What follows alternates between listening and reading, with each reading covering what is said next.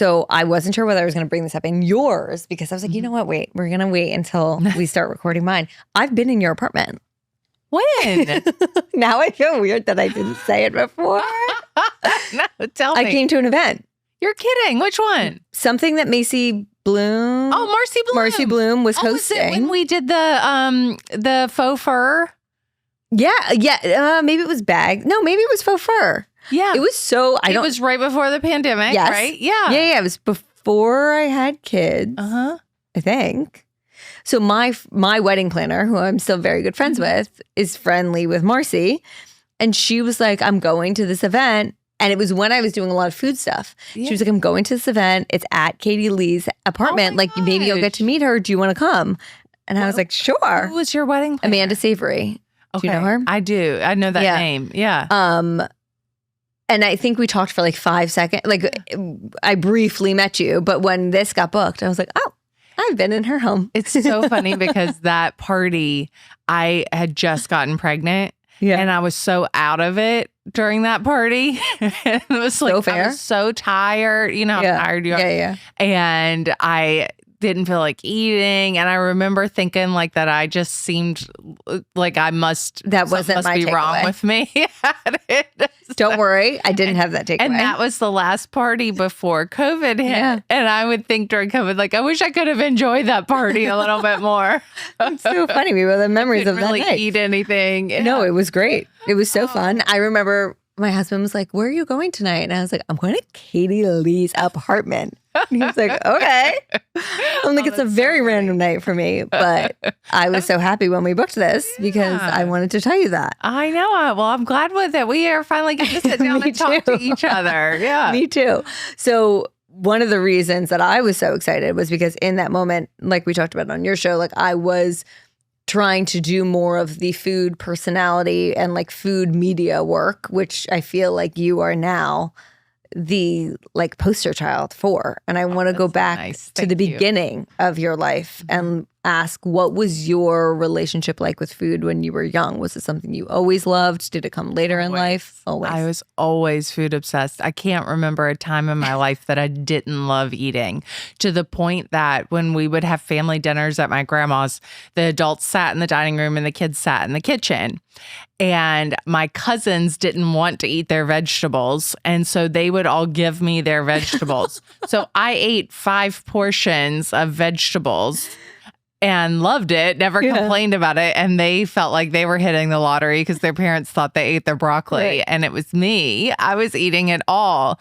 But I always had seconds, thirds. Like, I just was a kid that loved to eat. So it is hard for me now as a mom when my daughter doesn't want to try something or doesn't want to eat a food. I'm like, what do you mean you don't want to eat it? I ate salad. The only thing I wouldn't eat was tomatoes. Do you still? I love tomatoes now, but if there was a tomato seed that was on a lettuce leaf, it would have to go back. Well, that's such a kid thing. Being like, but it touched it. I can't have it. Mom. Yeah, can't eat it. No, pass. Yeah.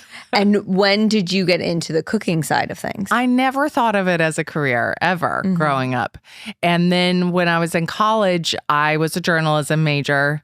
I really wanted to write. I wanted to work for a magazine.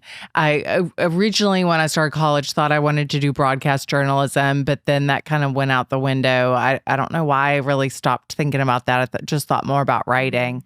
And Sex and the City was popular. That was just starting. Food Network was just starting to gain traction. I started reading Bon Appetit, Gourmet, Food and Wine. I was so into food journalism. So I thought maybe I could be like Carrie Bradshaw for food. I could write about food. And I started taking food science to fulfill my science requirement because I was never very good at science. Neither. And I walked into the first day of that class and the professor came in a white lab coat. And she said, if you're here because you like to cook, then you are in the wrong class. This is serious chemistry. I remember thinking like, oh, but is this the wrong thing? But it was the first time I ever enjoyed science because I liked the subject matter and I got really into it. I still have my binder from food science. Probably very interesting. Really interesting, but it gave me such a foundation for cooking because I learned the why. Why does this happen? We would cook green beans beans 5 different ways, with an alkaline, with an acid. We go through all the different ways of making something just to see what the color looked like at the end. So it really gave me this great baseline for cooking. Yeah. And I loved it. And I never knew a class like that existed. That professor, after I graduated, or right before I graduated, I told her that I thought I wanted to go to culinary school and be a chef. And she completely poo-pooed me and told me what a bad idea that was to go into the food business. So don't always listen. I thought you were going to be like, and she said, I see that for you. You should do it. Nope. She acted like I had lost my mind. Okay. Well, Yeah. whatever. So it's on her look at now. it now. Yeah. Did you grow up cooking with your parents? I did. I grew up cooking with my grandma a lot. Okay. My grandma was my babysitter. We lived in the same neighborhood as my grandparents, my great-grandmother, and my great-aunt and uncle. So nice. And everyone was into food and cooking. So my grandpa had an amazing garden. And my grandma was always cooking something. And she had a screened-in porch. And in the summertime, she actually put a stove on the screened-in porch so that she wouldn't heat up the house cooking, because she would can everything that he would grow. Wow. So she would be canning tomatoes or canning green beans. Sometimes till 3 a.m, she'd be out there. She had more energy than anybody I've ever known. So she was so into it. And it just was how I grew up. Like, I didn't think about people not being into what they were eating. And then I'd go stay all night at somebody else's house and I'd come back and be like, they had canned biscuits. Like, I couldn't believe that they weren't making them from scratch. Or we'd go to a party and my mom would lean over and she'd go, don't bother eating the cake. It's a mix. Like, such shade. She would not enjoy my house. Yeah. I mean, by the way, I like a brownie mix nowadays, but she was not having it. I mean, don't even think about getting a grocery store cake. She would just never fly. Never. So when you started writing and wanting to be this like Carrie Bradshaw meets the Food Network, when did you get your foot in the door in the beginning? Like, what was the moment where you realized, oh, like I can kind of do this? Well, my intention was to go to culinary school when I came to New York. I had a detour because I ended up marrying a rock star, divorcing. And I want to talk about that later. A lot of things that happened, but I still stayed true to my passion for food. And I started writing about food. I worked as a fishmonger when I first got to the Hamptons, started writing about food, would do a column in Hamptons magazine. I started a food blog with a friend back in the dinosaur ages of blogs. And from that, I started getting TV appearances here and there. Okay. And I built on that. Then I got my first real TV job was hosting Top Chef, which it was really just jumping in with both feet, to that, going from never really doing anything to hosting a show and carrying a show as I think I was probably 24, 25 years old. Wow, I didn't realize you were that young. I was really young. I had no business doing that job. But then after that, because I very publicly lost that job as well after one season, I had a really hard time getting my foot back in the door after having a failure like that. So I went through about 7 years of pitching myself to Food Network and being turned down before I got the kitchen. Wow. And when the kitchen happened, it just felt so right. I went to the audition for it because it was a long audition process. We went through several rounds of it, a lot of chemistry testing, and it just every time felt so right. And it felt like I'm actually getting to be myself and talk the way that I want to talk about what I want to talk about, cook. And I like the people I'm with. It just, there was a feeling around it where I thought, this is going to happen for me. And it did. And I'm so grateful for it. Did you not feel that way when you were doing Top Chef? Oh, like no. Being able to be yourself? That felt wrong from the first day. I got handed DVDs of Project Runway and said, watch these and act like Heidi Klum. Okay. And that was certainly not me. So it was not a good fit either, all the way around. And there's a reason that I didn't succeed at that. And I really feel so fortunate to have a job now where I just get to be myself and do what I love. Isn't it the greatest gift? It's kind of confusing to me sometimes where I'm like, how did this happen where I get to be myself? Yeah. And I somehow like I've turned it into a career. That's such a blessing. Yeah. And I look back at that young girl who went to host Top Chef, and I think if only I knew then what I know now, Right. I just would have said this is not right for me and spoken up for myself. But you were young and naive. Yeah, I and was so excited to be there. You want these opportunities. Yeah. One presents yourself. Yeah. Them And to I mean, yourself. nobody knew what that show was going to turn into Right. either. At that point, it was this low budget show that may or may not succeed. So no one was sure. What was that like for your ego to be publicly fired from something like that? It was, I don't think I was really at the point in my life where I had a lot of ego. Okay. I was pretty humble because I was young and had not really done anything. And so I was just really excited for the opportunity. But it hurt my feelings, for lack of a better way of describing it, so badly. Like, I mean, it hurt so bad. And I was so sad about it. And I was embarrassed. Yeah. And that was when the internet was just coming around with these chat rooms and people commenting on things, and people were really, really mean. And that was hard to navigate. Was there a part of you that wanted to just leave that industry of having this?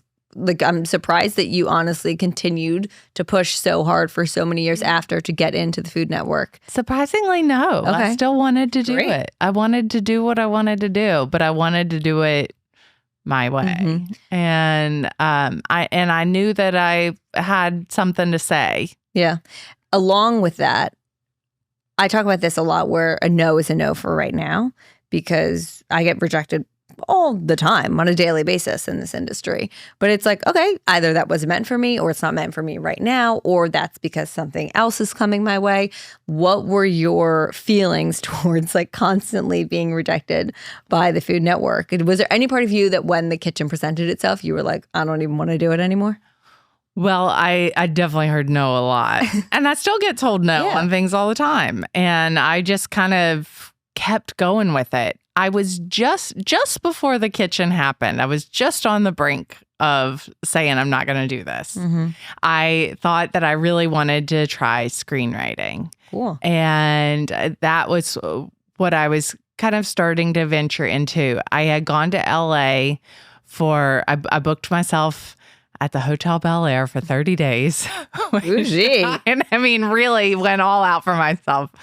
And I was on like day 28 of being at the Bel Air, which sounds like it would have been amazing. It was not. I was lonely. I got really bad pneumonia when I was there. Like, it was not great. Then I did have some fun. Interspersed within that, I was seeing somebody and having some fun with that. And my friend, who was an agent, said, you really need to come back and audition for this Food Network show, The Kitchen. And I was like, well, it wasn't called The Kitchen at that point. He just said this Food Network show. And I was like, really, Mark? Like, really? Do I really need to leave? Do I need to pay to change my flight? And I am just starting to really have some fun out here. Like, I don't think I want to come back. Like, what's the point? And I've already prepaid for this room, and I don't want to do this. And he said, get your ass on a plane and get back here. I had my little dog with me, Fanula, who was my little black pug. She was my partner in crime. And so we got on the airplane and we flew home. She had explosive diarrhea on that flight. and I sat with Jonah Hill's mom, Sharon, who has now become a close friend. Like, what a small world. That is a flight that sticks out in my mind. She helped me with my dog having the diarrhea.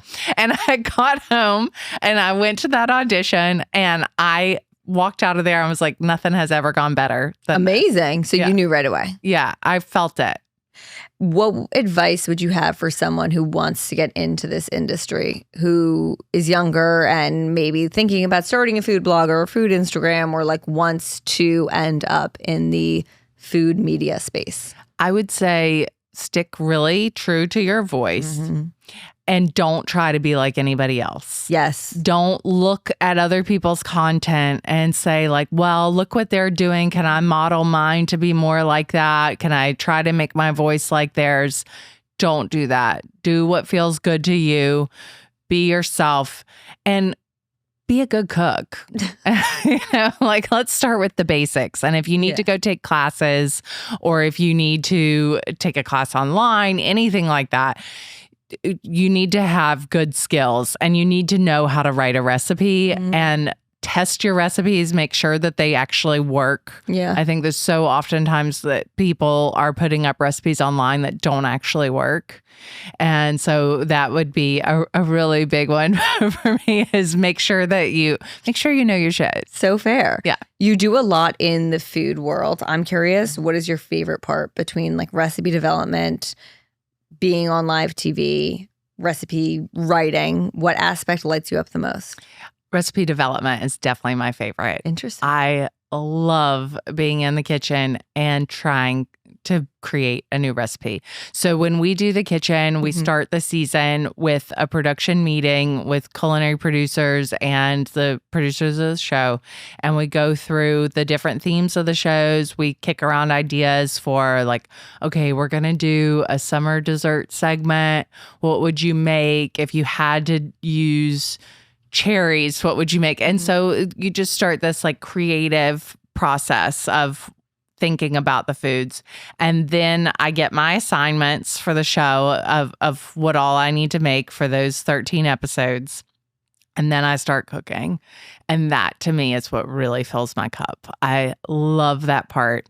And sometimes stuff just doesn't work. Like I had pitched an idea for a cooking for kids segment to make lasagna in a muffin tin because I thought that would be really cute then to freeze and I thought maybe my daughter would eat that. And I made them. I did it twice and they were crap. So I wrote my producers and said, I just don't think this is going to work for me. Let's do something else. And we came up with the idea. We always do Taco Tuesday at our house. My daughter likes like the traditional ground beef tacos. I started mixing lentils into those because they look the same as the ground beef. And I thought this is a way to just add in a little bit more fiber and to expose her to a different taste without her even knowing. And so I ended up making those and it was a great segment and I really enjoyed it. So I love that process. I also love being on TV. Like I love film in the kitchen. I love my co-host and I love live TV. So when I go do a Today Show segment, I'm always just jazzed by that energy of like, you've got 3.5 minutes to do this. Can you get through it? And anything could happen. Anything could happen. That's what I think scares me the most about live TV. I have a listener question specifically about the kitchen.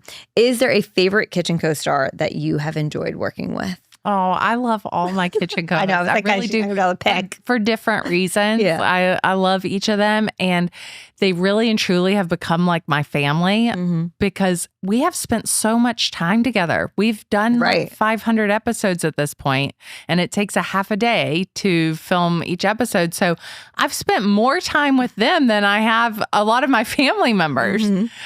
So there are different things that I love about each of them.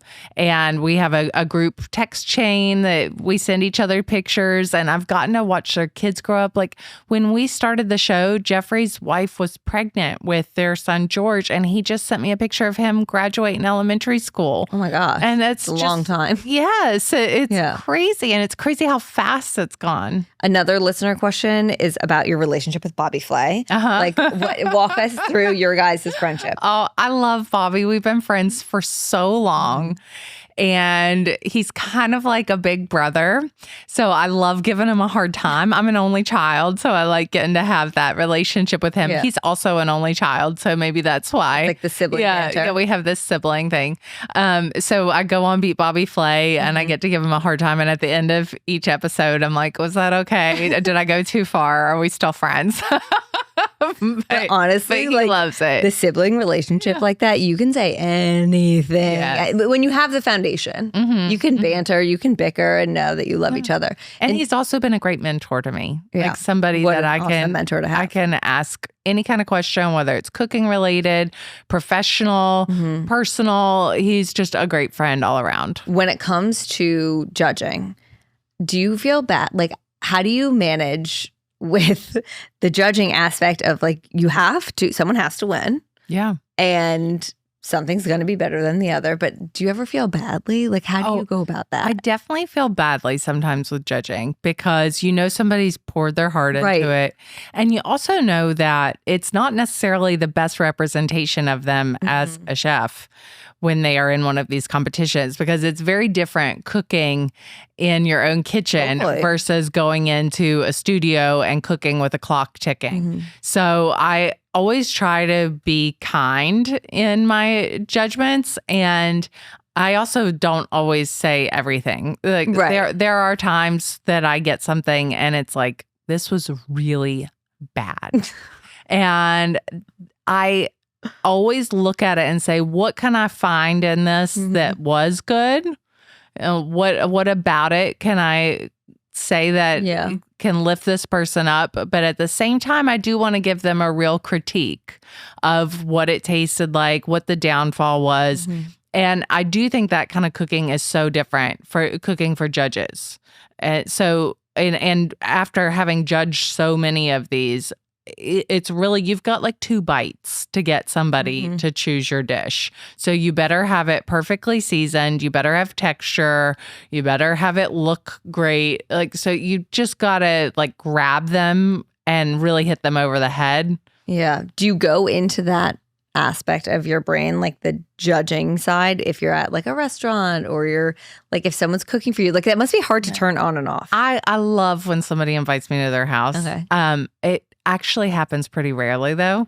Like Well, I'm probably nervous. I don't get invited over for dinner a lot. And I'd just like to put it out there that I would love for you to invite me over for dinner. You can come to my house anytime. Like, I love someone else that had to come up with what to make. They had to make it. They had to do the dishes. I love to be a guest. Oh my gosh. In restaurants, I do sometimes find myself getting a little judgmental. But usually that only happens if I feel like they're just being kind of jerks. You know how you go into a place and it's like the waiter has an attitude, the host had an attitude, the menu has an attitude about it. Then it's like, you know what? I've got an attitude too. Right. It's like, what are these words on the menu? Can we just call the food what it is? Like, I don't know what any of this is. And I'm Googling it and it's just a lettuce. Yeah. Or like you get it and it's a little tiny portion but it costs a bunch of money. I feel like that it's kind of like an FU to the customer. Yeah. So then I'll start, and my husband's like, oh, here she goes. Because I'll start saying to him like, oh, this was this. Well, also then you're like, if you're going to pay that price, it should be really delicious. Yeah. I'm not going to say it to them. I'm not sending anything back, but I won't go back. Has there ever been a celebrity that you've worked with that you have like completely fangirled over? Oh, yeah. Martha Stewart. I mean, every time I'm around iconic. Martha, I'm nervous. She's the person I'm the most starstruck by. And she's been on the kitchen a couple of times. And I always feel like, what dumb thing is going to come out of my mouth around her? Because she's an icon. And whenever anybody is like, oh, this person's the next Martha Stewart. No, they're not. No one will ever be Martha Stewart. Like, she did it first. She did it the best. She is an icon for a reason, and she knows everything. Yeah. Also, like what you were saying before, she's so true to herself. Yes. I was at an event, a very small event with her, and they had like decorated it beautifully, and they were interviewing her, and there were probably like 20 of us. And they were like, Martha, isn't it gorgeous? Like, I hope it's up to Martha's standards. And she looks around and goes, there's just no bullshit. Yeah. Like, it wasn't up to her standards, and she's not gonna fucking lie. I know. I love that about her. She was just like, next question. I know. I love it. I think she's amazing. Amazing. Within your career, is there a moment that you have reflected back of like, wow, I have made it? Yes. in Huntington, West Virginia, there is a restaurant called Jim's Spaghetti House. And at Jim's, they put pictures on the wall of different celebrities who have been there. John F. Kennedy ate there when he was campaigning in the 1960s for president. So there's the Kennedy booth. When I got my picture on the wall at Jim's eating there, I felt like that's it. I've made it. What I want to ask a few questions, like for people listening who are interested in food, and like we have an expert here. What are some of your like easy go-to recipe that like without fail, you know, you can whip it up for your family? We eat a lot of oven fried chicken at home. Okay. How are you doing it? So this was a dish my grandma used to make, and I didn't make it up until like maybe a year and a half, 2 years ago. I made it, not even. And I got out her recipe and just for some reason thought like, why haven't I tried this? It is so good. So you heat up the oven to like 400 degrees, put a sheet pan in the oven with half a stick of butter on it and let the butter melt. Meanwhile, you've got your chicken and you dust it in a mixture of seasoned flour. So put a little garlic powder, onion powder, salt, and pepper in there. What type of chicken are we using? You can either use bone-in, or I really like to get boneless skin on. So you got to get a butcher who's willing to do that for you. But to me, that's the best because then you get the ease and the quickness of cooking without the bone, but you still get the taste and the crispiness of the skin, which is the best. And it's just easy for a kid too to have boneless. So dip it in the flour mixture, pull the sheet pan out of the oven, put it skin side down, back into the oven for about 25 minutes, flip it, and then back in for another 20 minutes. It's perfection every single time. I love it. So we eat that a lot. We do a lot of sheet pan salmon. I'm a big sheet pan believer. I love a sheet pan dinner. So we'll do salmon with veggies around it. And the key with sheet pans is just getting things that cook the same amount of time. That's the hard part, I find sometimes. And sometimes I will just put the thing that needs to cook the longest on the pan, then pull the pan out, and maybe it's the protein is cooking less. So I kind of play around with it, but I just love having that one pan. Sunny Anderson calls it a one-pan plan, and that is the way to go for me. Cleaning makes it so much easier. What about for your daughter? You have an almost 5-year-old. Like, what is a staple that you know if she is in a mood, she will eat it? Iris, well, she can be in a mood, that's for sure. She loves protein. Okay, so opposite of I know, the thing that we're going through. Yours. She loves steak. Steak is her favorite thing. Girl after my own heart. I know that she'll eat steak, chicken, salmon. She's happy. If I could get her to eat broccoli, I would do a dance. I would be so happy. That would be like the penultimate for me. So interesting because my 18-month-old is big, like anything meat he'll eat. But my 4-year-old lately, see, he goes in waves. He was no protein, but now he's also obsessed with being Simba from The Lion King or a hyena. So like the fact that they eat animals, if we tell him anything's an animal. But broccoli, he's like, I got to eat my trees.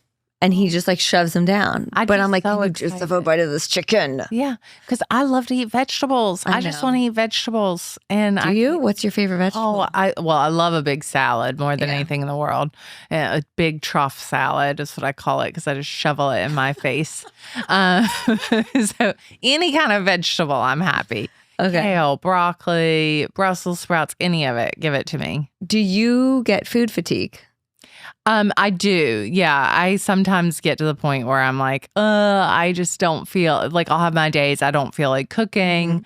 Either Ryan will cook then, or I really don't like takeout anymore. I used to find that there was like a joy and a special treat in getting takeout. And now it feels like a punishment when I get takeout because it's not as good I never think I never think it's as good as it used to be.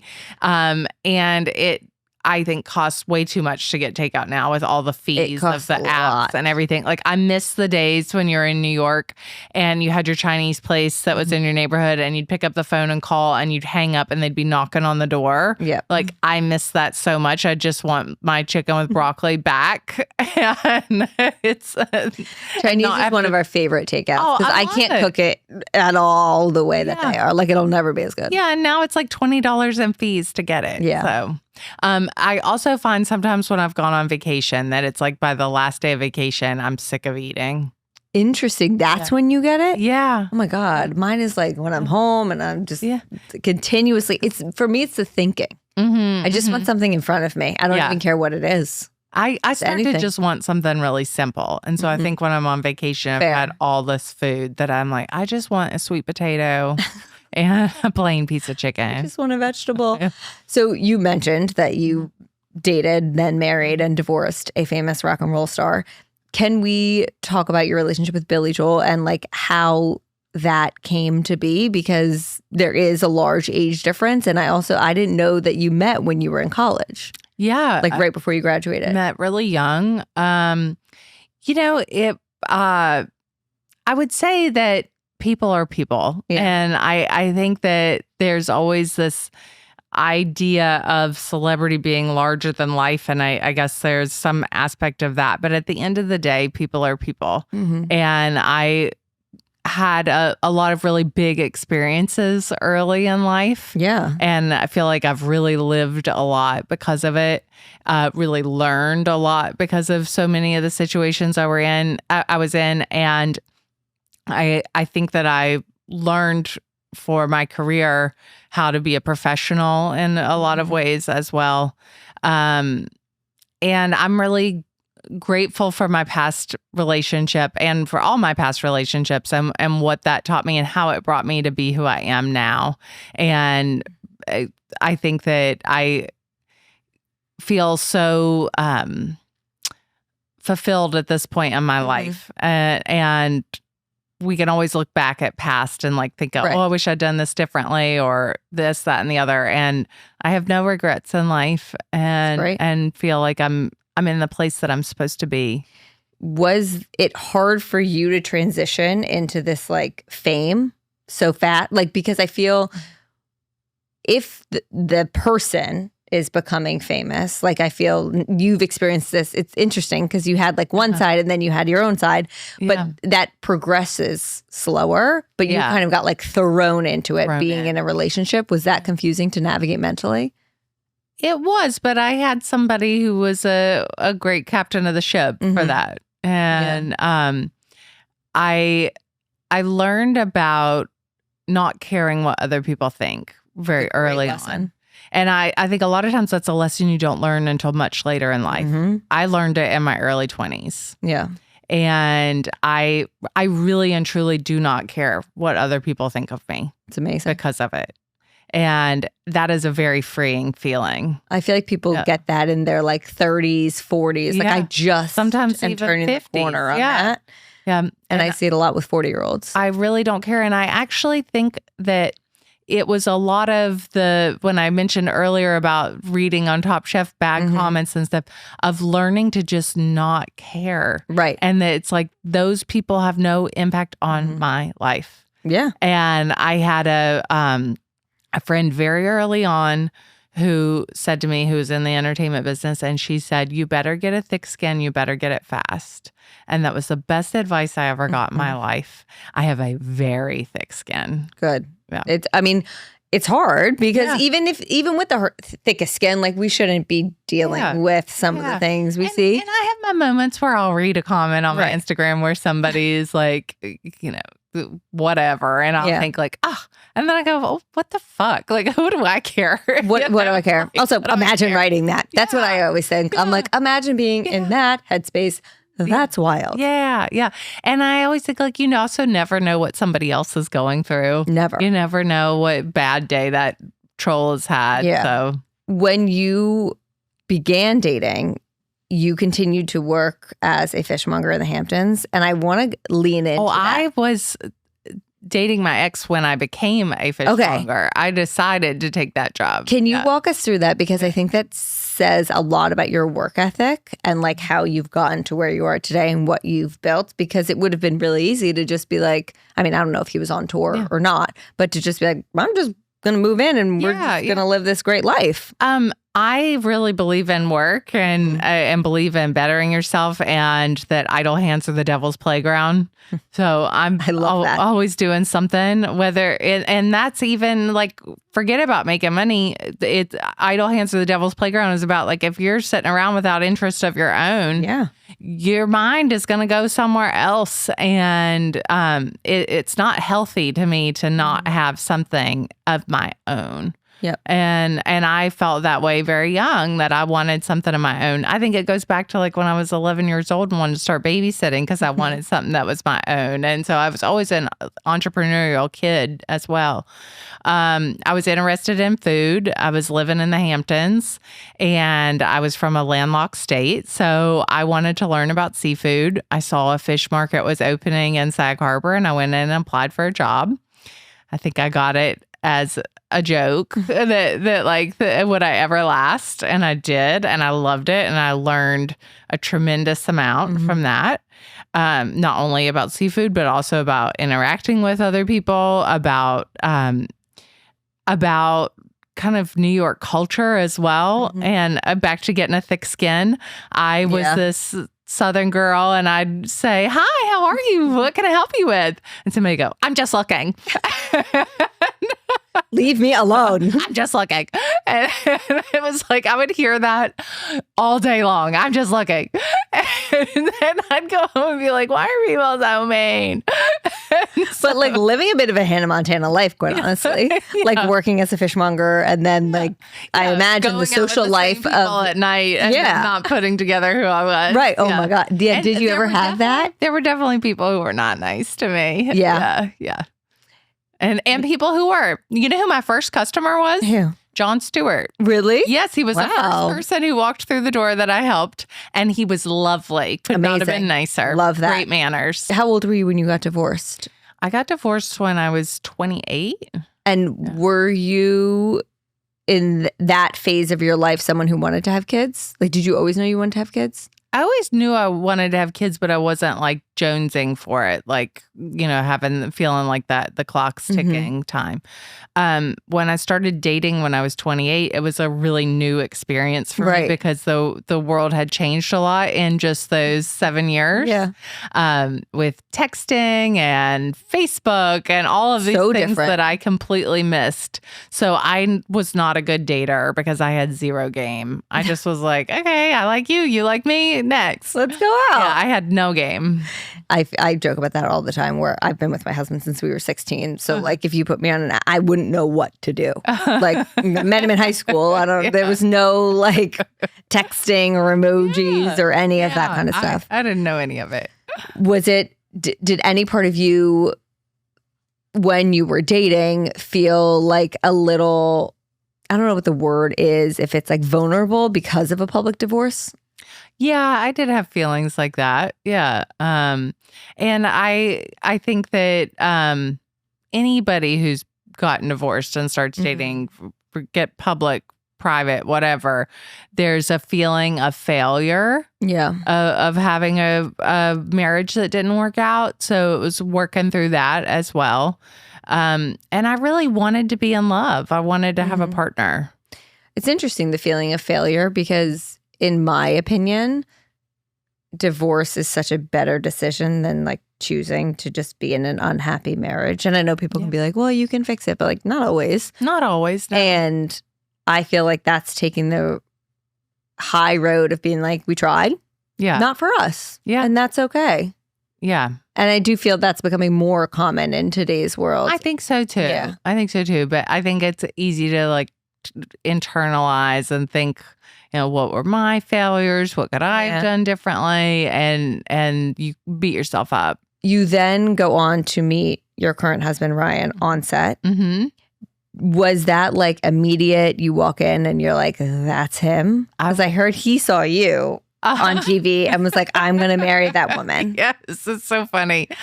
And when he took the job on Beach Bites, he didn't even know I was the host when he took it. I love the universe when it does that. I know, because he had a friend who had been offered the job. And a lot of times in production, it's so word of mouth and people recommend it. So his friend called him and said she couldn't take the job, but she would put him up for it if he wanted it. She didn't even say who was hosting or anything. She just said food travel show. And he's like, that sounds amazing. Yeah, I'd love to do it. Yeah. And he took the job. And I walked into the first production meeting and saw him. And I was like, oh, he is going to be a problem. He's handsome. He's so handsome. My Disney prince.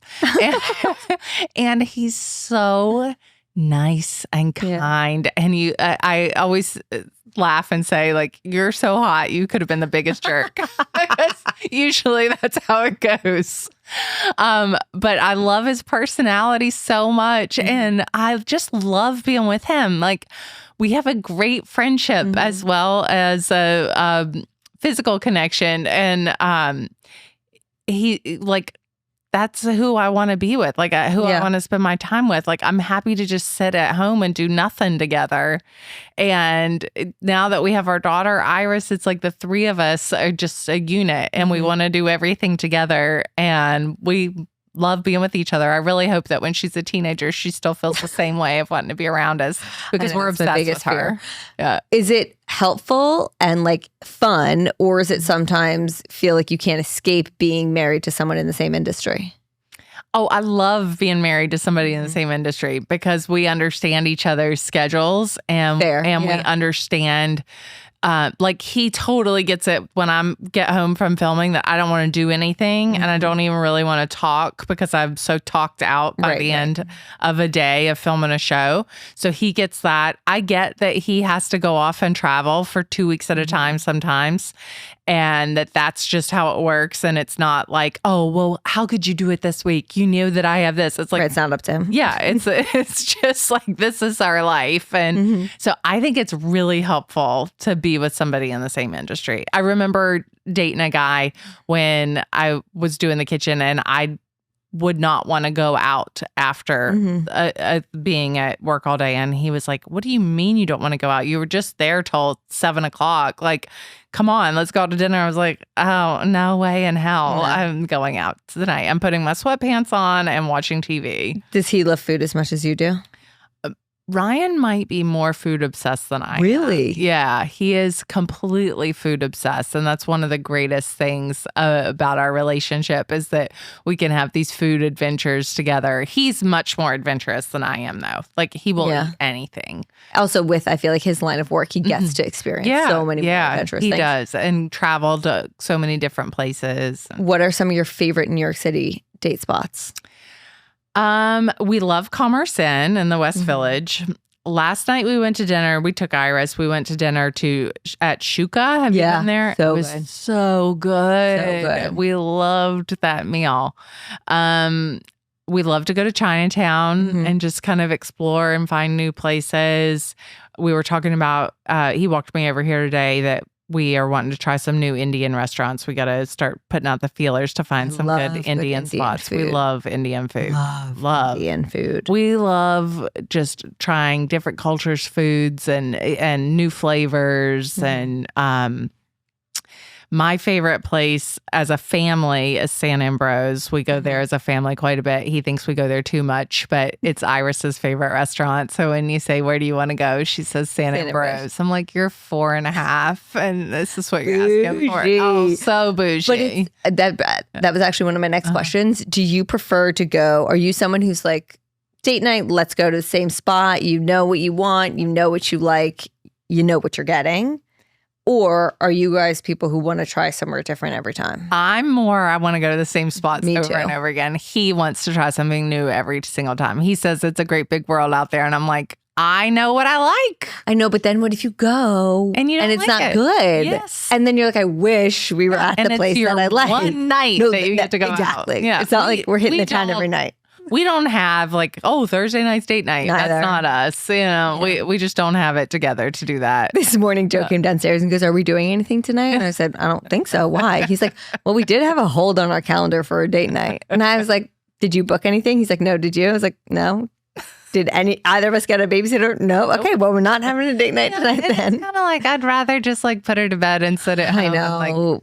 But I do need to push myself out of that comfort zone a little bit because we like put them to bed and then work for like another hour and a half. Sit on your phone while you watch a show. Yeah. And I'm like, this isn't. We're always happy when we do it. It just takes that extra step to like It's you have to make an effort and time. And I have one friend who has like a standing every week Thursday night, and the in-laws have the kids, and I'm like, that is so impressive. That is so impressive. See, I think if I lived near my in-laws, I'd be more likely to do something like that. And Mine are know close-ish. I mean, maybe if they were closer, but I still am not great about it. Yeah, I feel like it's a goal for us. If I like, my mom had my grandparents down the street. Right. Like, I'm always like, Mom, do you know how good you had it? We ate almost every meal at dinner time there. Like, we'd walk over and have dinner at grandma's. You never had to think about a babysitter. Right. The dream. I said, you lived like a rich person. It was like you had a chef and a nanny.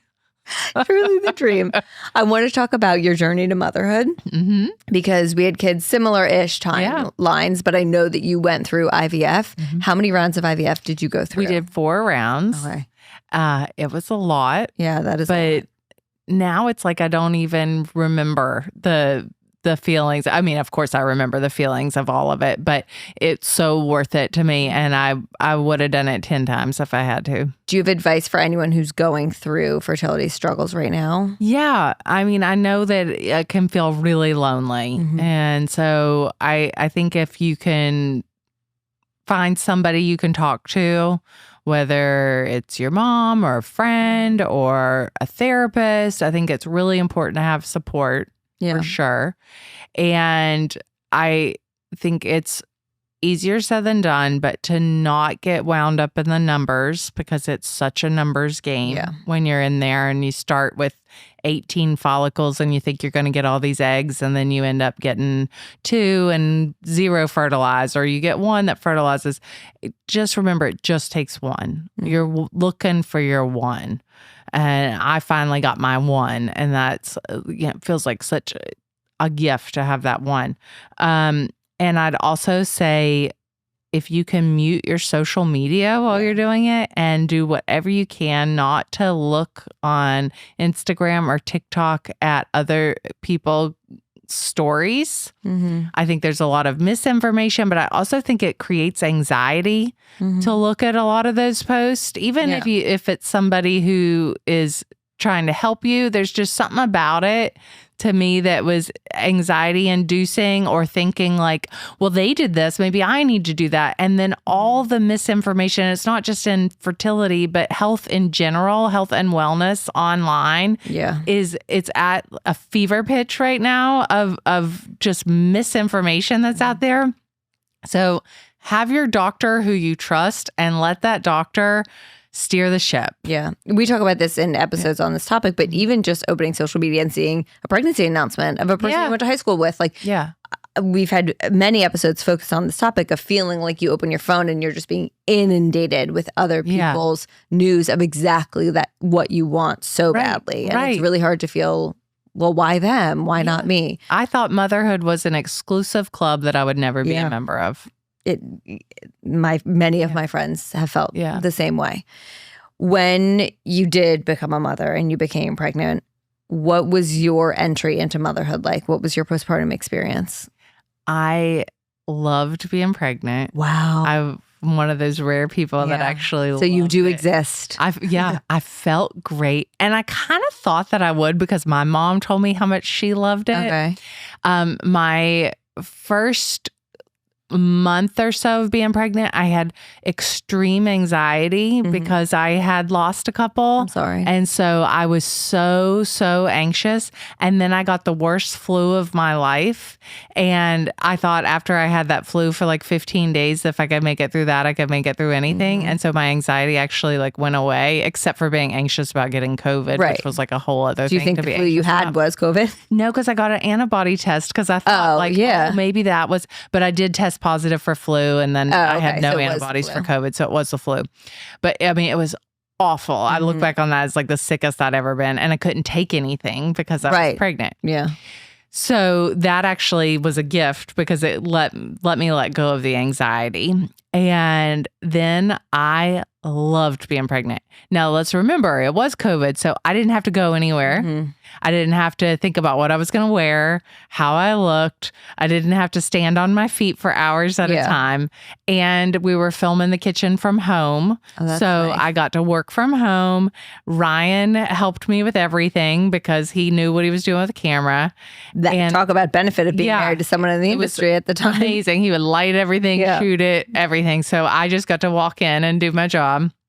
And then also having her, I never had to miss an episode because we were filming it from home. That's amazing. So I had a really unique experience. And I think from not having any pressure, I was able to enjoy it a lot. And I really, really enjoyed becoming a mom. And I'm one of the rare ones that like, I loved breastfeeding. Like I had a great experience. It's amazing. I did have extreme anxiety after having her. And I think people don't talk about postpartum anxiety as much as postpartum depression.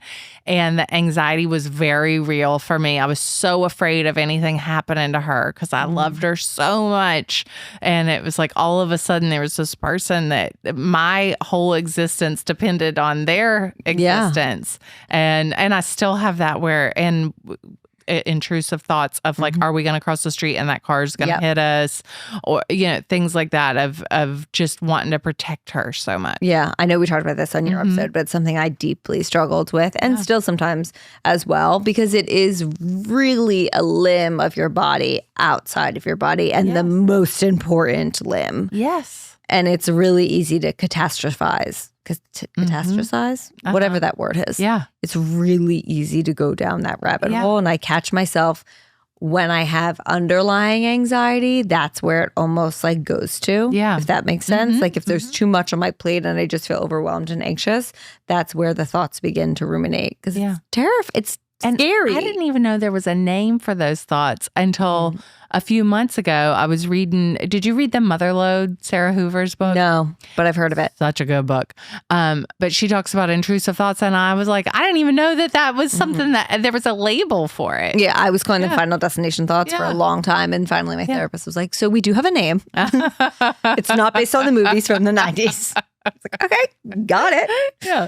With everything you have going on, because you do a lot, in addition to being a mom, how do you fill your cup to like find time for yourself? And what does that look like? I don't always find time for myself. And sometimes I think there's pressure to find time for yourself. Yeah, but if you don't need it, then... I do try to make time for myself.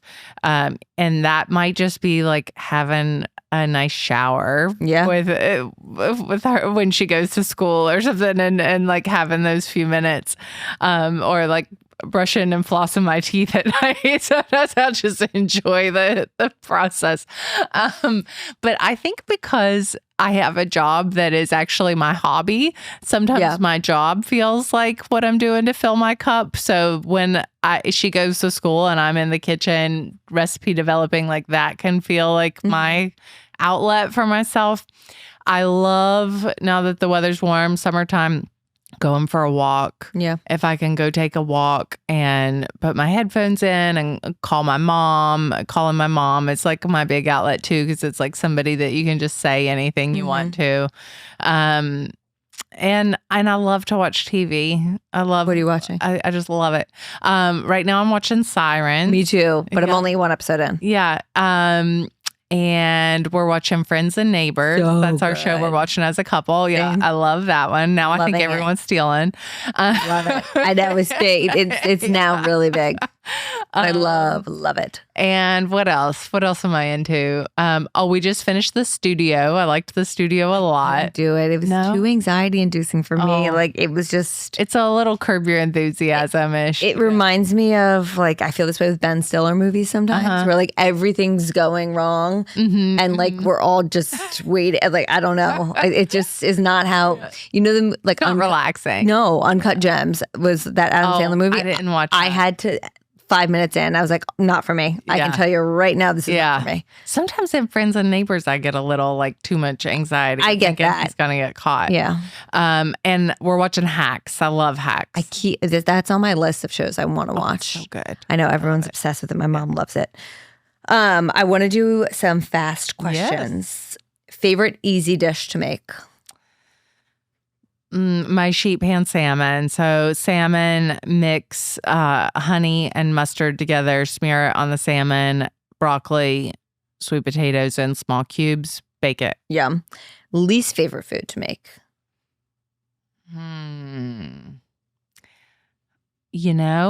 It's actually one of my favorite foods to eat, but it's a pain in the ass to make. And that's a kale salad, because I am obsessed with washing the kale multiple times because I can't stand to have any little bit of grit that's on there.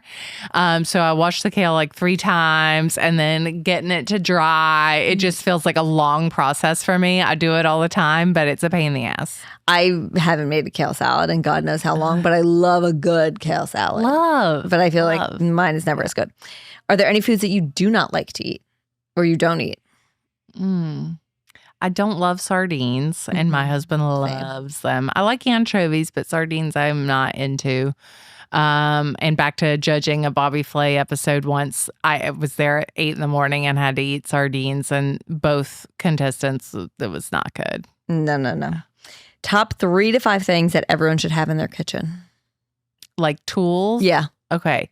Or I guess it could be either. Like a good salt or something. A really good chef's knife. You need 3 knives. Don't buy a big set of knives. Get a good chef's knife that's nice and sharp, a paring knife, and a serrated knife. The rest of them you do not need. Okay. I think you need a really good skillet, like to have like a 10 or 12 inch skillet. Does not need to be nonstick. And a sheet pan. Yeah. You need it. Agreed. Need a sheet pan. Most underrated ingredient. Ooh, most underrated ingredient. Trying to think. I get on kicks of stuff that I'm into. Do you have one now? But something that I cook with all the time and always have, and I think that it really does add a lot to your dish. Even if I'm putting fresh garlic in, I usually add garlic powder as well. I think you get just a concentration of flavor from garlic powder and onion powder. So I usually add those even when I have fresh onion and fresh garlic. Okay, good to know. Most famous person you've ever cooked for? Oh, God. I don't know. And I hate to name drop. That's fair. We don't have to. Or like the most person that you've been most nervous to cook for? Ina Garten. Oh my God, that would be nerve-wracking. I had Ina. Ina first had me over and to her house, and it was everything that you'd ever imagine. So you did get invited to a meal. I got invited to Ina's, and this was years ago. I'd love if she invited me back. I'm sure she listens to the show. Ina, please. So I went to her house. It was everything that you'd imagine it to be. Walked through the garden, had the butternut squash hummus with beautiful vegetables, all that. And then I had her over to my house for lunch, and we made pizza in my pizza oven. And she just masterfully did it, even though she said it was her first time doing the pizza peel. And it was like, I thought she was going to look at me and go, how easy was that? That's amazing. Is there a person that you wish you could cook for, famous or not? Oh, I wish more than anything I could have my grandparents for dinner. I would love more than anything in the world to be able to cook for them. My grandpa died when I was in college. My grandma died during COVID, so I didn't get to. I was pregnant. I didn't get to go. No funeral, nothing. Didn't get to go. And my grandma had Alzheimer's for years, so I felt like we lost her well before. And I would just love. My grandpa loved watching the Today Show, and when I was a kid, and when I was 16, we came to New York for the first time. My mom and I went, and he watched for us to wave.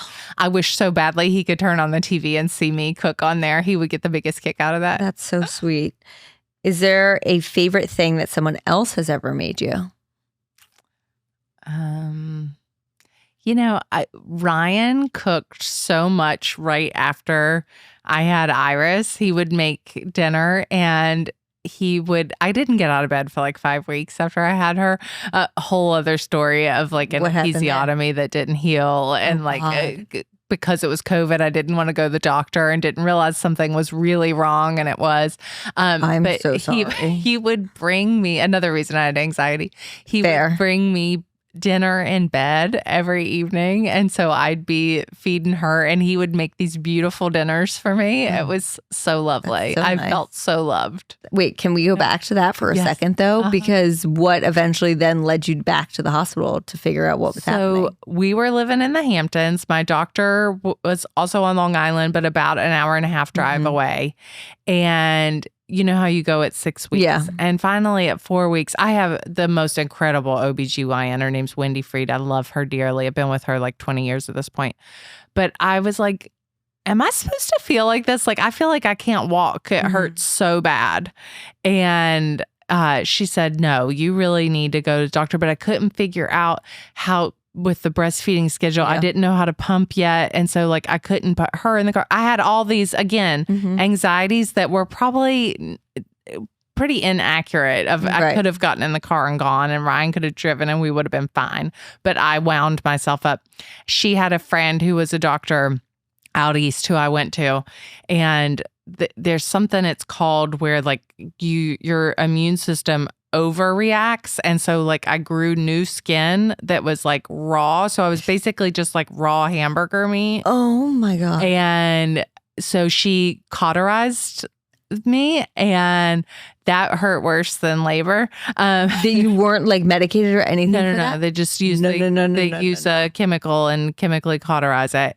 And it only hurts for a few moments, but then you're healed. Oh, so then it actually felt much better? Then I was fine. If I had just gone and done that. And that's another reason I'm like, why do we wait 6 weeks to go to the doctor? Why? Insane. It should be like 2 weeks. You're going with the baby at 1 week and 2 weeks. Yeah. Like our bodies definitely need a lot more. Yeah. A lot more love. Slow cooker or Instant Pot? Slow cooker. I still can't believe you don't have an air fryer, which you mentioned in your episode. And then what is your favorite thing to cook for your daughter?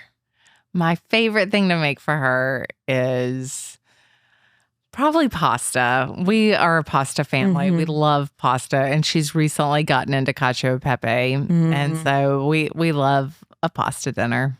Kids go ham for pasta. Like that is one thing you just always know. Yeah, it's a sure thing. It's a sure thing. And we need that. We need that. Thank you so much for coming on here. Thank you so much. Where can people get more of you and support you? I'm at Katie Lee Biegel on Instagram and TikTok and KatieLeeBiegel.com. So check it out. And your podcast? Oh, yeah, my podcast. Yeah, All on the Table is my podcast. Well, thank you. Thank you.